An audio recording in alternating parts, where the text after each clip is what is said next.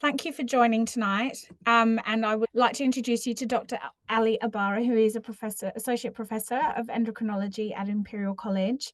Where at Imperial, he works in the Department of Metabolism, Digestion and Reproduction, and has done lots and lots of studies and papers on PCOS. And so we're so thrilled and honoured to have you join us tonight to answer all of the questions that we all have about weight loss injections, GLP-1s, like Ozempic and Mounjaro.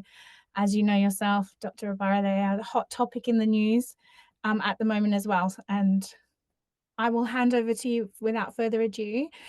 Sorry, just wanted to say to everyone that we understand that conversations about weight loss can be triggering, and you may not feel triggered joining the call, but at some point you may. And if you do find that for yourself, then please do know that it's okay to just step away, and we'll be sharing the call at a later date. So you might want to watch it later with a trusted person, or you can actually read the transcript if that's easier. So with that said, over to you, Dr. Abbara. Thank you very much. Okay, thank you very much, Rachel, and thank you all for joining us on a very warm evening. As Rachel said, so we're going to be talking about these new agents, these GLP-1 weight loss agents, and what we know so far and what you might want to know about them. Okay. So the first thing to say is the frequency of obesity has been increasing. So you can see since 1993, so the purple line, the frequency of obesity is almost doubled, so from 15% to 30%. And what that means is about a third of our population have obesity, and another third have overweight. So this is usually defined in terms of BMIs of 25 to 30, and obesity is BMI more than 30. And obviously that's going to have implications for how quickly we can roll out some of these agents, because it's just such a common condition. And that's obviously sort of just in general. If we think about different ethnicities, the frequency of obesity and overweight is even more common in some of them. So there was this rather recent paper where they looked to try and define what is obesity. So the sort of key features that they've come up with is, firstly, there needs to be excess fat mass, so excess fat in the body, as opposed to, for example, a bodybuilder with lots of muscle may well have a BMI more than 30, but obviously doesn't qualify as having obesity. And then the second thing that they've introduced in the definition is that obesity then has to go and cause some organ-related dysfunction. So we know that obesity causes lots and lots of problems. And from our perspective in terms of polycystic ovary syndrome, you can see that one of them is PCOS that's listed. And so the idea is that you differentiate people who don't have any features, so that would be called preclinical obesity, from those with features of complications that are related to obesity, so that would be called clinical obesity. And then what about how common is obesity in women with PCOS? So in terms of having either overweight or obesity, that's present in 61% of women. So this is data from 2012 and based on data from before that. So it may well have increased since then. In terms of obesity, almost half of women with PCOS have obesity. And not only that, in PCOS, you're more likely to have central obesity. So they make a distinction in terms of whether the fat is above the waist or below the waist. So this is the whole apple versus pear distribution. And if it's above the waist, that tends to be worse in terms of causing complications associated with obesity. So things like diabetes and things like that. And this apple distribution is more common in women with PCOS. So what's quite interesting is that there is this concept that actually storing fat in itself is not necessarily harmful. It's when we exhaust those fat stores and that fat has to go elsewhere that it becomes particularly harmful. So for some people from certain backgrounds, they can store lots and lots of fat and not cause too much harm, whereas other people can't store much fat at all, and all of the excess fat starts to go into their organs. So it might go into their liver, into their pancreas, and that's where you start to get problems. And so what that means is different people at the same BMI can have lots of different complications. So this is a graph looking at diabetes, for example, and on the bottom there you have people with different BMIs. And you can see at the same BMI, if you're from South Asian background, you're much more likely to have diabetes than if you're from a white Caucasian background. And so generally the risks of obesity differ from different people. So when we're talking about ethnicity, often the guidelines will say this will relate to 2.5 less on the BMI scale if you're from a minority ethnic background, because the risks are higher at that same BMI. So this is a graph showing how common it is to have PCOS at different BMIs. So you've got the different BMIs across the bottom, and as you can see, the frequency of PCOS in orange increases with increasing BMI. So it reaches sort of 26% in those with the highest BMI in this situation. Okay, so why is obesity increasing over the last couple of decades? So um, obviously, our environment has changed. It's what's often described as an obesogenic environment, and it's much easier to get very high calorie foods. You can get food delivered now very conveniently at any time of day almost, and also, we have a much more sedentary lifestyle than we did in the past. So we have a lot more sit-down jobs, computer-based jobs, and things like that.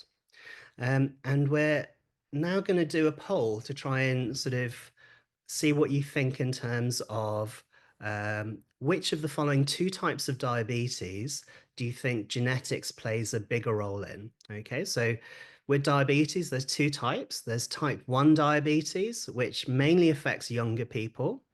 It's often it's an autoimmune condition, meaning your immune system attacks the pancreas and stops it making insulin. And it's often associated with other autoimmune disorders, and it might be more common if you have thyroid disorders in the family and things like that, as opposed to type 2 diabetes, which often comes on later on in life. And that one's more often associated with being overweight or having obesity. So of the two, type 1 or type 2 diabetes, which do you feel is more likely to be due to genetics, which has a greater influence due to genetics? And I can't see the results. Rachel, do you know what the results are showing? Yeah, they should be coming through now. So we've got 64% so far on type 1 and 35 on type 2. Okay, and that's probably what you would think. So type 2 diabetes associated with overweight and obesity, you'd think that would be more environmental and therefore less genetic. Whereas type 1 diabetes, there's fewer genes involved, you'd imagine that would be more genetic. But actually it's the other way around. So only about 30 to 40% of diabetes is due to genetics, whereas almost 70 to 80% of type 2 diabetes is due to genetics. So the reason I bring this up is it's important to recognize that genes can affect the way we interact with the environment. So even if something, is related to the environment, it can still be genetic. So this is a sort of diagram showing the distribution of different BMIs in different eras. So in the 1950s, generally people were slimmer. However, even back then, when food was a bit less freely available, there were still some people with obesity who were obviously genetically predisposed. And even now, where food is much more available, there are still some people without obesity, again, showing the impact of genetics. So overall, everyone will have gained weight, but within that, our genetic predisposition determines how likely we are to gain weight in that environment. And there are studies where they've, for example, taken twins and they were separated at birth, and one twin would be raised in one environment and another in another environment. And they basically are able to calculate how much of BMI is genetically determined, and it's almost 70%. So quite a high proportion of BMI is just due to your genetics. So they've grown up in a different situation with different attitudes and different, environment, etc. However, about 70% of their BMIs are aligned. And if we do by comparison, height is about 80 to 90% genetically determined, so not much more than body weight. But we have this sort of idea that body weight is within our control, but we wouldn't ever dream of saying to somebody who is shorter, why don't you try harder to get taller? So just as a sort of comparison, the way we think about obesity probably needs to change and understand that genetics plays an important role. And why is it that our genes oftentimes have pushed us to be genes that help us gain weight? So obviously, with evolution happening over years and years, the vast majority of that time, there was food scarcity. So the genes that help you store food and help you survive famine were the genes that were selected by evolution.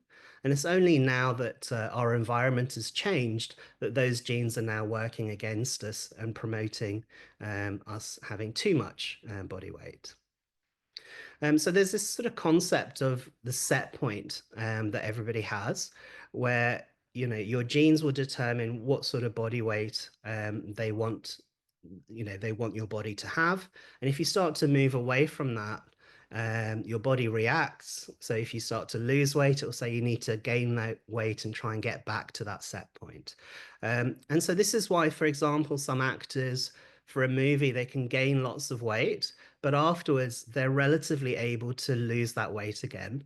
And that's because they're moving away from that set point. And actually for them, gaining the weight is harder than losing it and getting back to where their body says they should be.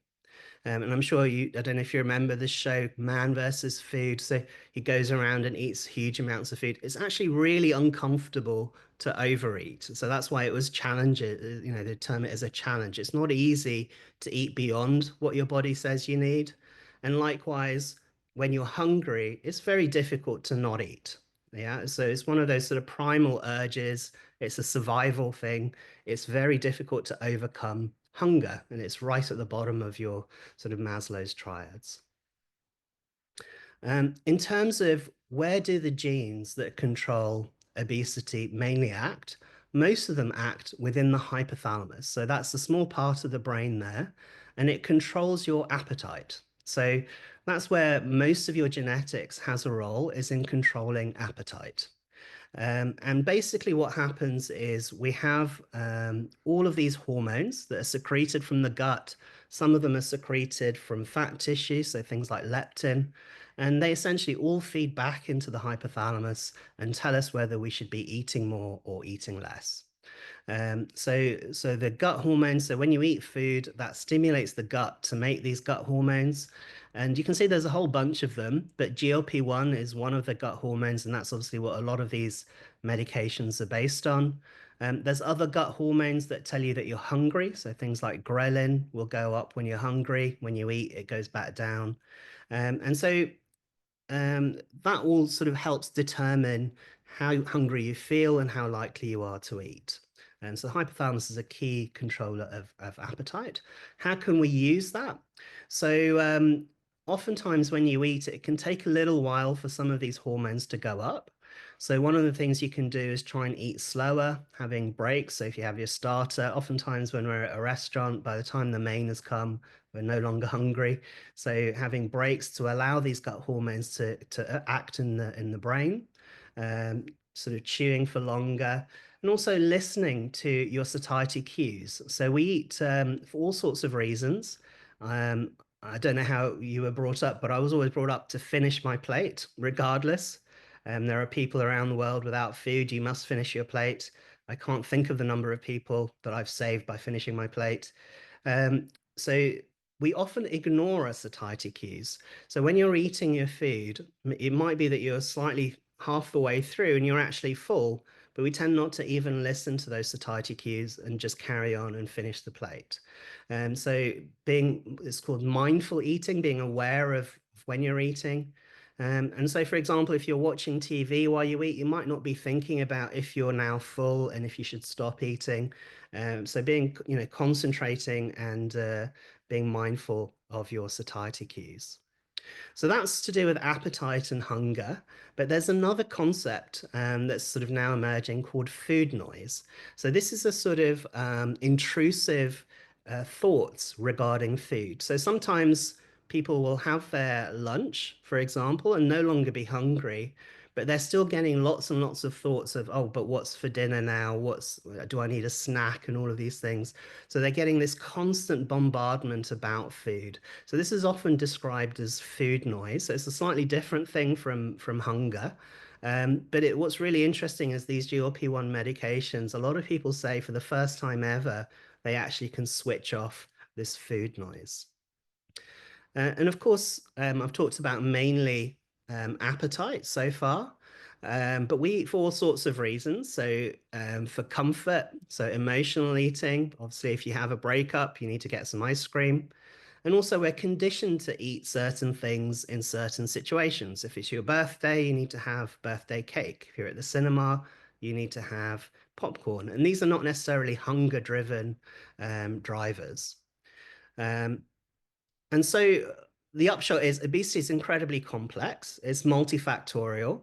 Genetics plays a huge role. Okay, so overall genetics determines how we interact with our environment. So as I've mentioned, our environment is changing, and it's, yeah, of course, incredibly complicated.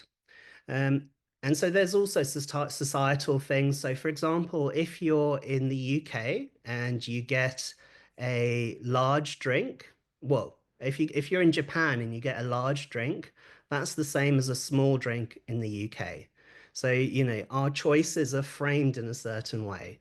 Likewise, you'll often see the very large bar of chocolate is £1 and the smaller one is 95p. It doesn't make any sense. But the small one only exists to help you buy the large one. It seems like a bad decision to buy the smaller one. It doesn't make financial sense. So a lot of things are set up to help us make certain decisions, advertising, etc. Okay, but the upshot is we need to recognize that obesity is a biological condition. And what often happens is people work themselves up into a state of motivation, will find a new diet, will start it. A lot of the diets are restrictive diets, and when you're highly motivated, you can be hungry for a short period of time, and you can have a lot of conscious effort. I mustn't eat even though I'm hungry. Um, However, you can only keep that up for a certain period. So oftentimes people might lose a little bit of weight, but then after a period of time, they'll gradually start to fail. And you'll get hungry. And as I said, it's very difficult to resist hunger. So it's very difficult to maintain these restrictive diets where you feel hungry. Also, what can happen is when you lose weight, your metabolism can actually reduce. So metabolism generally is related to body weight. So the smaller your body weight, the lower your metabolism. And if you want to carry on losing weight, you need to eat even less. And so this is what often happens as people end up yo-yoing. They can maintain a restrictive diet for a short period, and then eventually they'll sort of regain the weight and try a different one and regain the weight and so on. Okay, so um, as I mentioned, the hypothalamus controls your appetite. The hypothalamus controls lots of unconscious things. So it's things like breathing. So you don't think about whether I need to breathe. And appetite is a bit like that. So you can consciously try and overbreathe for a short period, but it's very difficult to maintain that for any kind of long period. Okay, so the important thing to understand is that obesity is not a choice. Okay, it's biology. It's not somebody's fault. And it's not something that you can try and overcome by just making more and more effort. And I think this is, I think, a big problem, because if we think that it is a choice, that means the individual can change it. And it means that we can then blame the individual if they're not trying hard enough. But obesity is not a lack of effort. And in fact, people with obesity often make a lot more effort than other people. So people without obesity don't really think about as much trying to lose weight. So we have to recognize it's not a level playing field, and the blame is not helpful. So we need to be compassionate and understanding. And also, the aim isn't here to say, you're completely powerless, it's all your genes, don't make any effort. Quite the opposite. You often need to make more effort, but it's really about don't be too hard on yourself and also don't be too hard on others. So we have to understand this is a biological process. It's a disease that's out of our control to a large extent, but it's not to say don't try. So I think we need to um, be more compassionate to people with obesity. There is a stigma. For example, there is a pay gap due to obesity, and not only that, um, people who experience weight discrimination have an increased risk of mortality. So they're 60% more likely to have mortality. So it's really important that we avoid weight stigma. And this sort of old sort of cliche of why don't you try and eat less and move more, that's really outdated. It's a really simplistic sort of approach to thinking about obesity. It's far more complicated. And of course, if it was that simple, everybody would be doing it. Okay, so we need to make sure we're much kinder to people with obesity and end this weight stigma and understand it a bit better. What about in PCOS? So often women with PCOS will say, I'm much more prone to gaining weight. And there is some biological evidence to support that. So this is some data suggesting that you burn less energy if you have PCOS than people without PCOS. So we need to start thinking of obesity as a disease, like any other disease, like type 2 diabetes, like PCOS itself. And it's a disease that needs treatment. And I think there's still a little bit of stigma around receiving treatment. So, there's still this thing of you need to make effort to lose weight naturally, need to try natural first before you think about treatments like surgery or drugs and things like that. So there is still that stigma, but I think we need to change the way that we think about obesity. It's a condition like any other. It's deserving of treatment like any other. Okay, so now let's think about PCOS in particular. What's the impact of obesity on PCOS? So as you're all familiar, the sort of three key features of PCOS are having too much androgen, so hormones like testosterone, not having regular periods, and having a sort of particular appearance and ultrasound of the ovaries. And of course, insulin resistance. So the insulin doesn't work quite as well, and you end up having high insulin levels. So what happens in the context of obesity? Androgen levels are often higher. Insulin levels are often higher. So because of that insulin resistance, and that then leads to an increased risk of diabetes because the insulin doesn't work as well. So you have high insulin levels, but it doesn't work as well. Those insulin levels also then stimulate the ovaries, and that stimulates the androgen levels to be even higher. You're also more likely to have metabolic features, so things like abnormal lipid levels, higher blood pressure. Obstructive sleep apnea is another important thing to look out for. So particularly people so sleep apnea means you stop breathing intermittently. So your partner might say that you stop breathing, or if you snore very loudly, for example, that can be a clue. Or if you're very tired during the day, that can be a sort of sign of sleep apnea. And also the risk of infertility is higher. So most of the features of PCOS are worse in the setting of obesity. And what about infertility? So this is a graph showing the risk of irregular cycles. So basically suggesting not ovulating irregularly, so not releasing an egg each month. And you can see as the BMI increases, there's an increase in the risk of having irregular cycles. Does that translate into being able to conceive? Yes. So this is the chance of conceiving over the sort of next 3 years or so with different BMI cutoffs. And you can see the higher the BMI, the lower the chance of conceiving spontaneously. Is it reversible? What happens if you lose weight? Yes. So the more weight you lose, the greater the chance of then being able to conceive. So we used to say at least 5%, but you can see that if you lose more, there's an even greater chance of benefit. And so I'll just very briefly mention bariatric surgery. So this is surgery to help people lose weight. So there's different types of surgery. There's sleeve gastrectomy in the middle, where they remove part of the stomach. And then there's the Roux-en-Y gastric bypass on the right. So those are the sort of commonest operations. And actually, the way they work isn't just due to making the stomach smaller. They actually change the gut hormones in the body. So very similar to what we're doing by giving people gut hormones. A lot of it is actually hormonal, and they have dramatic effects on appetite.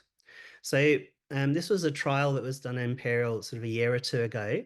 And it is in women with PCOS and obesity who had irregular periods. And essentially, they had two groups. They had one group that had best medical therapy. So, best medical therapy was metformin, dietary support, so probably better than what we can get access to sort of routinely. Orlistat, which is a medication to stop you absorbing fat from the gut. It was before the times of GLP-1 therapy.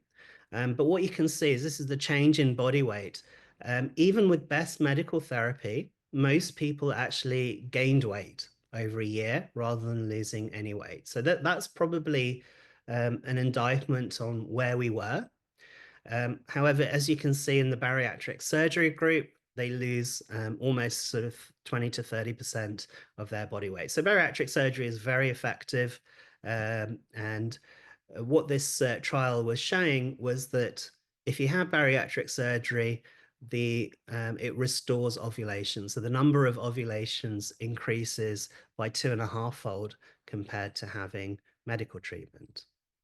And not only that, there was a lot of other improvements in androgens, quality of life scores, and so on. So losing weight helps dramatically with a lot of the features of PCOS, helps improve androgens, helps improve ovulation, helps improve a lot of quality of life scores as well. Okay, so as we said, a lot of the benefits from bariatric surgery are actually due to the changes in gut hormones that happen after bariatric surgery. And now we're sort of moving on to the era of being able to give gut hormones. So GLP-1, one of those major gut hormones. One of the other things to be aware of GLP-1 and gut hormones is this incretin effect. And that's important for being able to treat diabetes. So in the middle, if you give somebody the same amount of sugar and they take it orally, they get a bigger release of insulin than if you give them that same amount of sugar intravenously, directly into the vein.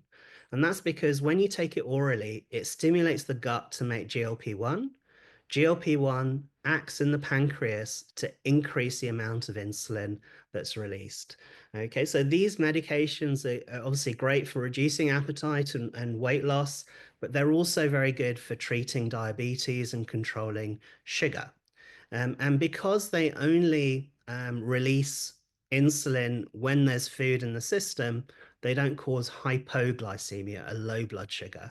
So they just treat sugar, but without making it go too low. So they're very useful for diabetes as well as for treating obesity and reducing appetite.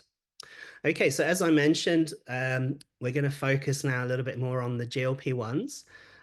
One of them is they've got basically lots and lots of actions. The major action, like I've said, is to reduce food intake. They also reduce gastric emptying, which will be important shortly, but they've got a few other actions as well. So in terms of the history, so a few years ago, the very first GLP-1 was the one on the far left, called exenatide. It was actually discovered in the saliva of the Gila monster. So it was a synthetic form of GLP-1, so it acted on the GLP-1 receptors, and it just happened to be in the saliva of this lizard. So back then, that was quite a short-acting agent. It was twice daily. A little bit later, we had liraglutide, which is the sort of daily version of GLP-1. And then more recently, we're now into the weekly administration. So semaglutide, and there's basically two formulations.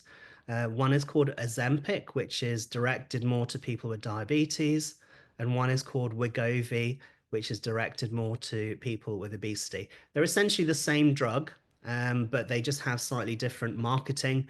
So, and the Wegovy goes up to a slightly higher dose. So it goes up to 2.4 rather than the 1 milligram. And then on the far right, we have tirzepatide, so Mounjaro. So this is the sort of new kid on the block.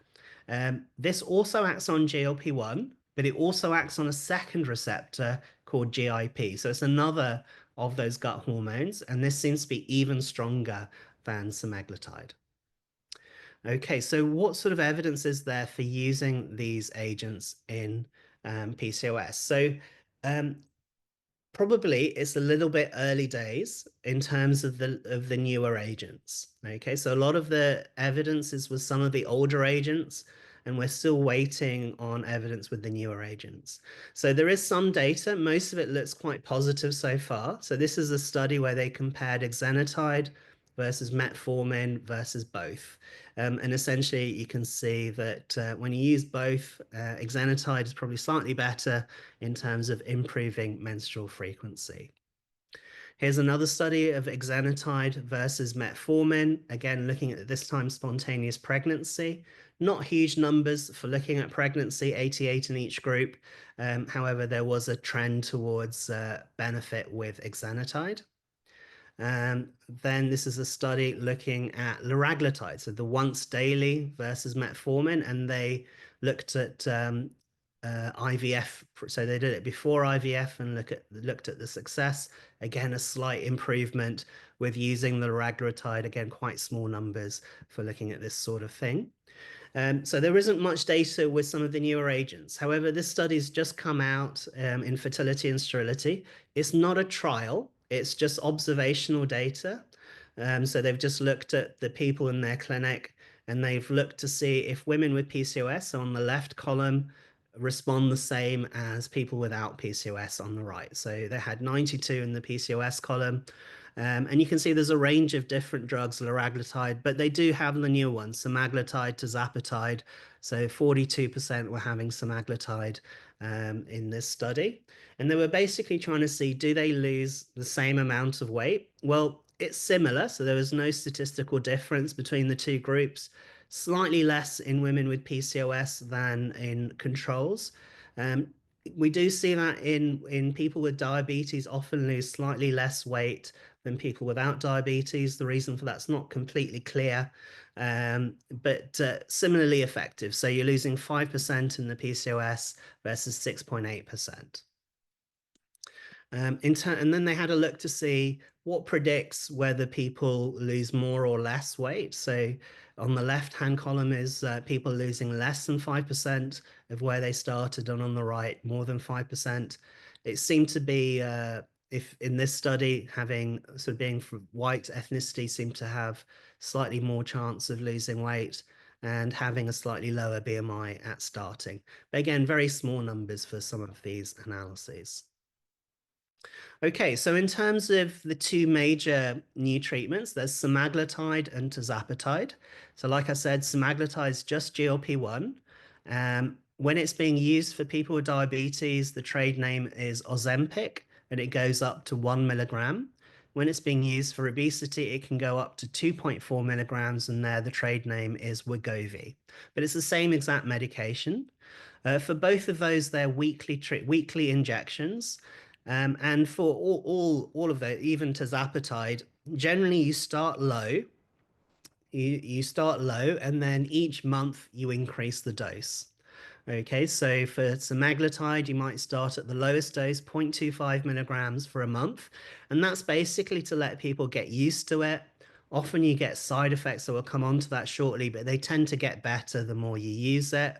So you start low, get used to it, and if you can tolerate it okay, then you go up the next month. So you do once weekly at 0.25 milligrams for a month. If you tolerate it, you go up to 0.5 for another month. If you tolerate it, you go up to 1 milligram, and then you carry on at that dose. And likewise for Wegovy, but you go up to 2.4 eventually. Tirzepatide, very similar. You start at 2.5, do a month, if you tolerate it okay, and you basically increase each month until you get to 15 milligrams. You don't have to go, so I'll show you some data shortly. You don't have to go to the highest dose, but if you were to, you can, over a course of about 6 months, get to the highest dose of tirzepatide. So, like I was saying, so this is the sort of dose response that you see with tirzepatide. So the different colors are the different doses. So placebo is at the top, you don't lose much weight. Tirzepatide in the 5 milligrams in the light blue, you lose 16 milligrams, 16% of body weight. 10 milligrams, you're losing 21%. And there's not a huge difference between 10 and 15, so maybe an extra percent or so. So you don't have to go to the max dose. If you're losing weight on an intermediate dose and you're side effect free and happy, that's perfectly reasonable. In terms of what is stronger out of semaglutide and tirzepatide, so there was a head-to-head, and this is basically a study where they titrated up to the highest dose with semaglutide and tirzepatide, and essentially tirzepatide is slightly stronger. So similar to the data we've seen, semaglutide you're losing about 15% and tirzepatide about 21%. So compared to where we were in terms of medical treatments, this is light years ahead. So when we had things like orlistat, where 1 to 5% was the sort of region that we're operating in, this is miles ahead of anything that we had. So it really is a new era. This is a study where they looked at what does tirzepatide do over and above intensive lifestyle. So that for the first 12 weeks, everybody was on intensive lifestyle. So this was a diet where they had 1,000 to 1,500 calories. So they were losing weight. And then they got randomized to either placebo or tirzepatide. So placebo in the light gray line, overall, they still lost about 5%. Whereas with the tirzepatide, they carried on losing weight, losing 25% eventually. So it's a really powerful agent, really, really good weight loss with tirzepatide. People often ask, what will happen if I stop? Okay, so this is a study on the left where everybody got tirzepatide, and then at 36 months, they were randomized to either have placebo or to carry on with tirzepatide. And you can see that when you essentially stop the tirzepatide, in general, people start to gain weight. So this is not unexpected. So for a lot of treatments, so if you have high blood pressure, it works when you're on the medicine. When you're off the medicine, your blood pressure goes back up. And I think we need to start thinking of obesity as a lifelong condition. So it's not surprising when you stop the medicine, often people regain weight. However, not everybody regains everything. So on the right is the sort of distribution of body weight. So the change in body weight's what's on the y-axis, and then it's the time after stopping. So you can see that there are some people who can still not regain too much weight. And we can talk about that a little bit as well. But yeah, so sometimes, losing weight can enable people to do more exercise. Obesity causes arthritis, it reduces lung capacity, etc., etc. Sometimes it can kickstart people and they can help maintain that weight and not put it back on if they were to stop. Okay, but what about the side effects? So this is a table on the left summarizing some of the sort of main side effects that you see with semaglutide and tirzepatide. The main ones are sort of gastrointestinal. So nausea is the commonest thing. So feeling sick, you can see semaglutide about 44%.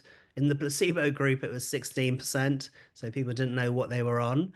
Tirzepatide, 28%. So most of the side effects seem to be slightly less with tirzepatide, despite it being generally stronger. And then a lot of these side effects get better with time. So what you have on the right is the top one is semaglutide, the bottom one is tirzepatide, and the frequency of these side effects with time. So you can see, let's take nausea as an example.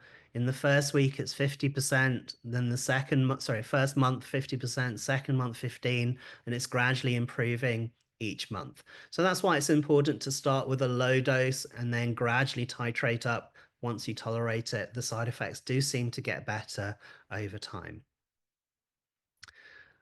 And yeah, so we've been mainly talking about obesity and weight loss, and there are some interesting things that are sort of coming out about these GLP-1s. There's a whole literature around GLP-1s and addiction. So people with alcohol abuse finding improvements in the amount that they're drinking, for example. A lot of people worry about something called Ozempic face. So you can see some celebrities there with sort of people worry that their sort of skin is and sort of more droopy and things like that. As far as I'm aware, it's not a specific action of GLP-1. It's weight loss, and it's the same thing can happen with weight loss of any cause. Um, you can try and lose the weight slightly slower potentially, but it's not a sort of specific side effect. Although they call it Ozempic face, it's really just the weight loss. Other things that people worry about. So there's different types of thyroid cancers. Medullary thyroid cancers is one of the sort of rarer ones. There is some data in animals where the risk of medullary thyroid cancer might be increased by these agents. However, um, animals have different thyroids to humans, and they have more receptors on their thyroid for GLP-1. And it's not something that we've really seen any signal for in humans. So it's a sort of theoretical risk, and it's often something that people get asked when they're about to start these agents. But it's not, it's for a start, medullary thyroid cancer is incredibly rare anyway. It's one of the lesser, less common thyroid cancers, but it's not something that we've seen human data to suggest that it's increased. Other things that you might see in the sort of literature when they suggest counselling about is gallstones. So cholecystitis is inflammation of the gallbladder. So any weight loss of any cause can cause gallstones. Obesity itself can also cause gallstones, but during weight loss, gallstones can become more common. And likewise, there's a sort of concern about pancreatitis. Gallstones is one of the causes of pancreatitis. Again, pancreatitis is common with obesity. We don't really think there's an increased chance of pancreatitis with GLP-1s. It's really more of a theoretical risk. However, obviously, if you have abdominal pain when you're on these agents, it is worth getting checked out to make sure you don't have gallstones or pancreatitis. And so I think people often ask about, is there any other risks that we don't know about? So I thought it might be just useful to think about how we normally decide if medications are safe and the sort of kind of process that we go through.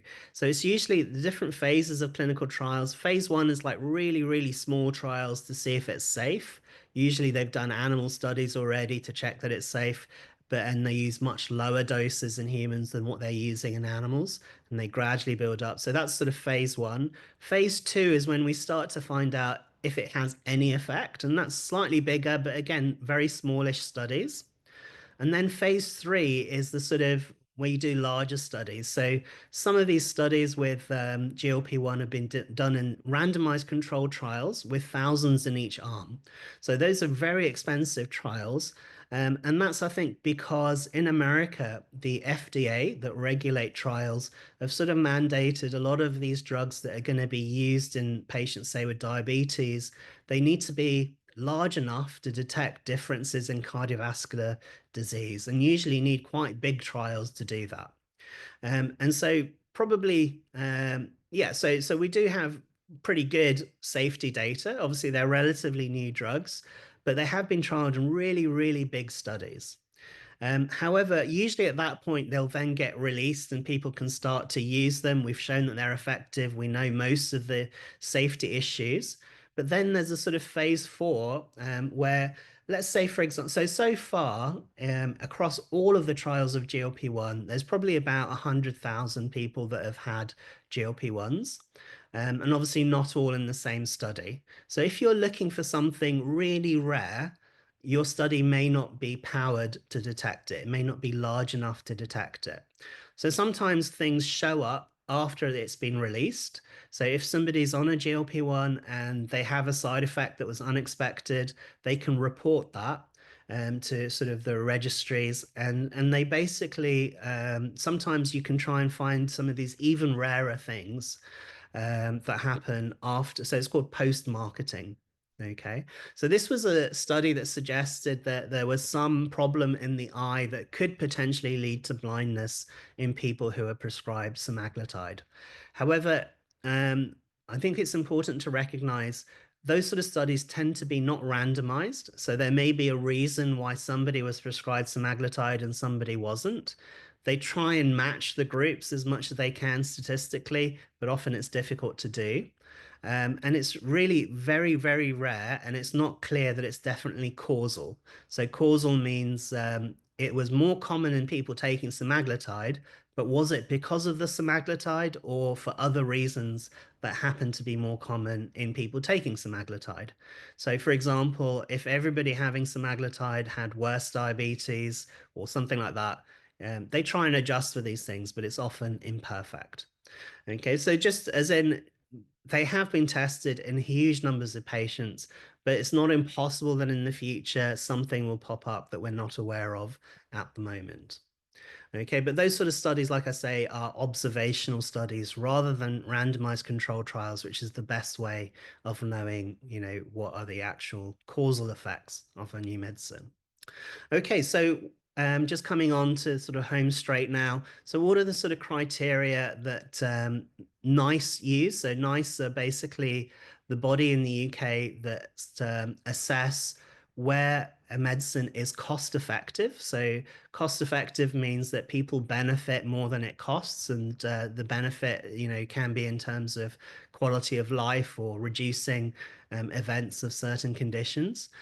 So these are the conditions where they say it's sort of recommended. So semaglutide or Wegovy, at the moment, that's still within the remit of specialist weight management services. So that's called Tier 3. So your GP will have to refer you to a specialist obesity service for that agent. So they say either a BMI more than 35 or a BMI more than 30 if you're from a minority ethnic group, or if you have one of these relevant health conditions that are complications of obesity. So things like type 2 diabetes, high blood pressure, abnormal lipids, sleep apnea, or heart disease. And like I say, if you're from a minority ethnic background, they sort of reduce the thresholds by about 2.5. According to that, they've only been licensed for an initial 2 years. That's not due to any particular biological reason. I think that's to do with sort of funding considerations rather than anything else. In terms of tirzepatide, again, they say BMI more than 35 and at least one weight-related comorbidity. And again, the BMI threshold reduced by 2.5 if from an ethnic minority background. So that's the NICE recommendation. So that's to do with cost effectiveness.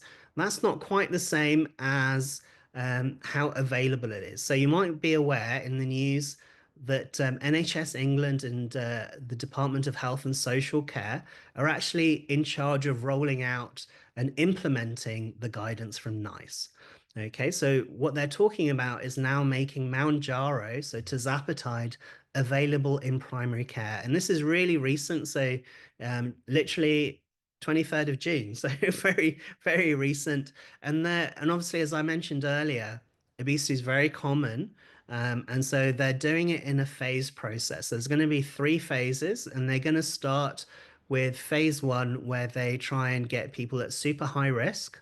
So in the very first phase, they're going to be people with a BMI more than 40, and they need to have 4 of type 2 diabetes, high blood pressure, high lipids, sleep apnea, and heart disease. So 4 out of those 5. So quite a restricted population. And like I say, it's all very recent and very new. And the idea is sometime next year, they'll then expand to people with slightly lower BMIs. And then eventually there'll be a phase 3 where these agents become even more available. Okay, so this is all very new. And as I mentioned, the tirzepatide and semaglutide are also good for people with diabetes. So diabetes have slightly different criteria. So if you have type 2 diabetes, you have a BMI more than 35 and one of those five health obesity related complications, and you've tried three anti-diabetic medications already, then you're also eligible for Mounjaro. Okay, so like I say, this rollout is all very new, and they're doing a lot of training and a lot of, help for being able to prescribe these in primary care. And the aim isn't to prescribe them just the medicine with nothing else. So what they want to do is make sure you have wraparound care, meaning dietetic support, so to see a dietitian, to have help with physical activity, behavioral counseling, monitoring as well to see the effectiveness, look for side effects and things like that, and psychological support and digital tools and things like that. So there's going to be a lot of infrastructure, and it may well take a bit of time to get up to speed and having all of these things in place in general practice. So in general, is it worth having some blood tests before you start? So if you do go to the private sector, for example, I think so, probably yes. So just check that your kidney function, liver function is okay before you want sort of want to know. These agents are safe to a relatively low kidney function. They also have benefit in fatty liver disease. So again, generally safe to relatively low liver function, but important to know and check. Um, HbA1c, so you can look to monitor the benefits, so to see if your sugar control improves. You can do an oral glucose tolerance test, so that's where you have a sugary drink and look at the response to see if you have impaired glucose tolerance, so not controlling sugar as well as you'd like. You can check your lipids, make sure, to see if they're improving and by how much. And then in terms of PCOS, we can check things like androgens, so androgen levels and sex hormone binding globulin to look for improvement in those measures. And obviously things like body weight and blood pressure so that you can actually, know how if they have improved and by how much and things like that. Okay, in terms of what to sort of support in terms of dietary advice when you're on these agents, I recommend this paper. It's a really nice paper. It's sort of consensus statement from lots of societies. It's got a huge amount of detail. Some of the things they recommend is you can feel very full with some of these agents, and if you have really large meals, that can make you feel sick. So eating smaller meals more frequently than having very large meals all in one go, avoiding very high fat, spicy foods. It's quite interesting. People on these medications often report that their food preferences change. And there was a sort of recent study where they showed that actually the way the brain lights up to high fat foods is also changes when you're on these medicines. Other things are also make sure you stay well hydrated, so drinking plenty. Um, Often you might be eating less, so you might want to make sure you've got enough vitamins and minerals and things like that to make sure, and maybe focusing on nutritious foods that do have a lot of vitamins and minerals, so fruits, high water content foods like fruits and veg and things, always good. Um, and this is basically the same study, the same sort of paper where they've summarized some of their recommendations. So I think this will be recorded, so you can look at that as well. Okay, so just one or two issues. So as I mentioned, these agents slow gastric emptying. So gastric means the stomach, and often things stay in the stomach for much longer than they would otherwise. And tirzepatide is sort of slightly stronger, and it's more of an issue with tirzepatide than it is with semaglutide. But there is a concern that if things stay in the stomach for too long, perhaps they don't get absorbed as quickly as they should. And that's particularly a concern with the oral contraceptive pill. If it doesn't get absorbed, you might then get contraceptive failures. And obviously, that's particularly a risk as weight loss can help restore ovulation, especially in women with PCOS. And it might be that you don't realize that your fertility has returned because you'll often ovulate before your first period comes. So it's not impossible to get pregnant and never have a period. Okay. So it's important to just be aware of that. If you're starting tirzepatide, they recommend that you use barrier contraception. So obviously condoms or a coil or something like that for the first month after starting, or for every dose increase as well. So if that's over 6 months when you're having dose increases, then you might want to look for alternative types of contraception. Um, and semaglutide, they think the effect is probably a bit less. However, if you do vomit and you're not taking it properly, then it's probably important for sort of backup contraception in that scenario. But it's more tirzepatide where they've shown that you have less absorption of the contraceptive pill. Um, and that's particularly important because these agents have not been shown to be safe during pregnancy. So it's predominantly based on animal data. So the animals had problems with the babies in terms of their bones and pregnancy losses and things like that. And so they're contraindicated in pregnancy. So if you're starting these agents, you should make sure you don't get pregnant, and you should stop them before you try to conceive. Um, and so for semaglutide, they've sort of slightly, for both of these agents, they've reduced, we used to say at least 3 months. Semaglutide, they've said now at least 2 months after stopping. And tirzepatide at least 1 month, but ideally 2 months after stopping tirzepatide before you try and conceive. So usually what we do is when we don't, we sort of think about the half-life of each agent. So the half-life is the time it takes for the amount of that drug to go down by half in the blood. So usually after 3 to 5 half-lives, it's at very low levels in the blood. So that sort of corresponds to these sort of 1 month, 2 month recommendations that the company has put forward. For both of them, they're not recommended during breastfeeding. If you do have bariatric surgery, again, it's not advisable to conceive within 12 to 18 months because, again, you may not be getting enough nutrition to support a pregnancy. So the oral contraceptive pill can be absorbed less, but it's also potentially true of people on menopausal hormone therapy. So this is what we now call HRT, and it's predominantly the progestogen. So often with HRT, you'll have an estrogen and you'll have a progesterone type drug, and it seems to be more the progesterone that's most susceptible. And like I say, it's mainly oral medicines. So if it's not oral, it's absolutely fine. So you can get progestins and estrogens in patches, in the coil, vaginal. That's all fine. It's just the oral medicines. And so, and again, it's mainly at times of dose increases. So when you're starting or increasing the dose. So if you are on these agents, you could consider switching to a different type of progesterone. So things like the coil that secretes progesterone, for example.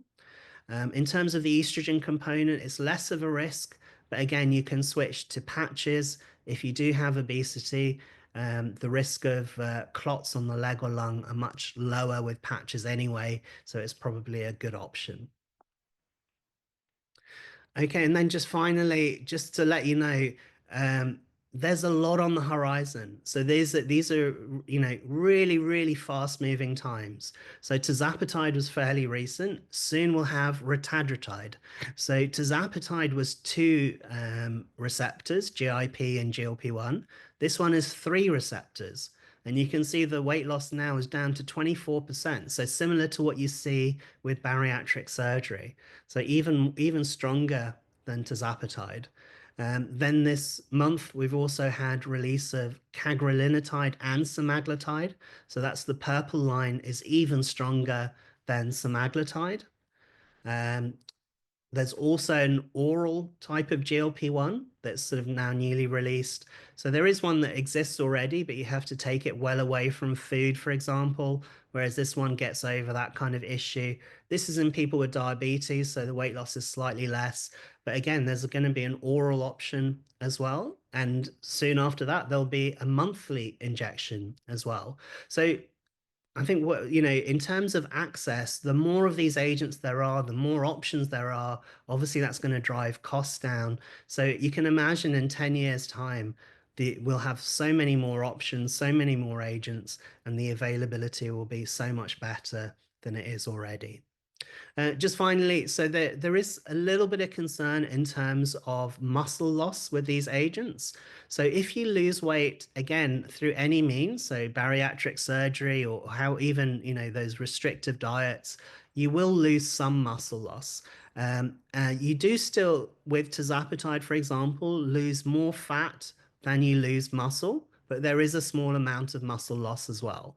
And so, people often try and prevent that. So they might do some resistance training. So, weight type training to try and maintain their muscle.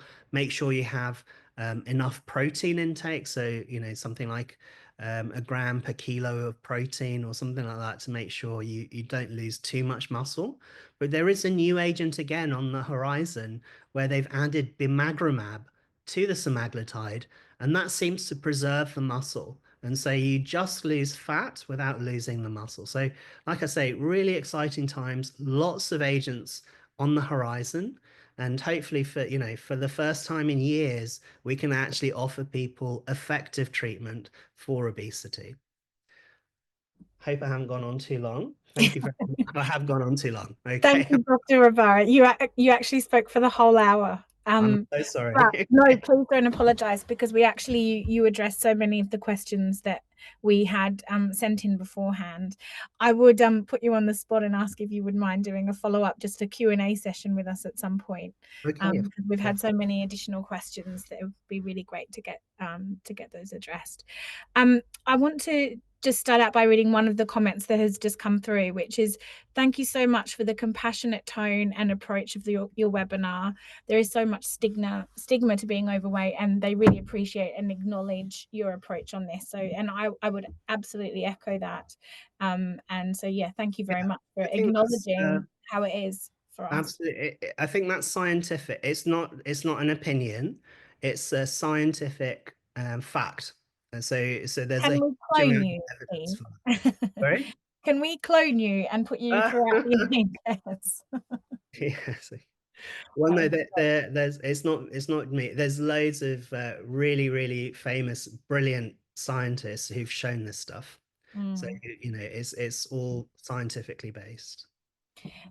So just quickly, and we'll let everyone get on with their evening, and we'll reschedule a follow-up Q&A. But there's a question here that I think is really important to address now, if we can, which is about, is there any known mental health side effects, anxiety, mood swings, etc.? Is there any data supporting that? So it is a concern. So we do sometimes hear of people when you sort of take pleasure away out of food and you don't enjoy, some people really enjoy their food and then you remove that, whether there's an increase. From what I can tell, there doesn't seem to be data to say that, depression increases with these agents. But it's not impossible and it's something we need to keep an eye on. But I think from the data so far, it doesn't look like there is. Okay. And what about, you mentioned it as well during the talk, which is around, we don't take people off blood pressure medicine if they've got high Mm. blood pressure, and that it's likely some form of ongoing management would be required to maintain weight loss. Is there any idea on what that should be, and how should people approach that with their doctors or Yeah. so on? Um, so, I mean, I suppose when you go on these agents, it is a kind of a treatment for a chronic condition, meaning it's sort of there all the time. It's not impossible to, be able. So sometimes, people are unable to actually do exercise, I've got bad knees myself, and it's actually very difficult to, exercise with obesity. And so it's not impossible that it can sort of help people kickstart. And although generally the weight regains, not everybody, but usually we sort of, when we're starting them, we're thinking sort of long term in terms of, staying on these medicines longer term. Um, and that's how they've sort of been investigated as well. Some people want to come off for various reasons. I know in other countries, for example, they're paying for them out of pocket. And so I think people are looking in. So it is dose related. So it's not impossible to try and titrate down slowly and use it intermittently and not use it necessarily in the recommended way in terms of how the trials have been done in the future. So, people are talking about maybe I use it intermittently every now and then, so you have sort of just when you need and things like that. Yeah, I don't think that sort of thing has been sorted out yet, as in the trials have been done as a sort of whilst you're on it, you lose weight, and the idea is you continue on it sort of long term. Can you take the injections without a gallbladder? Yes, I can't see why not. Yeah. So you get gallstones with the weight loss. So I think if it's been removed, if anything, you should have less likelihood of getting gallstones. You know, some people have popped it in the chat as well as like, Uh, why is there not better education and knowledge about PCOS ah, and yeah. healthcare practitioners? And I think we need the studies, and I think they're being done, and I think when they're released, and so I think when there's evidence, it's much easier to say, look, here's the actual study that shows the benefits, and hopefully that can then change that sort of opinion. But as in from what we know so far, we know weight loss is beneficial in PCOS, and these agents are incredibly effective at achieving that. So the anticipation is that they'll be, very helpful in this condition.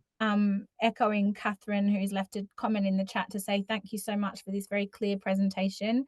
Your empathy and considered approach has been very inclusive for people who are not usually very well supported. And here to everything Catherine has just said. Thank you so much, Dr. Abbara. Appreciate you giving up your time to help enlighten us on this topic. And we shall be back with a part 2 at some point in the near future.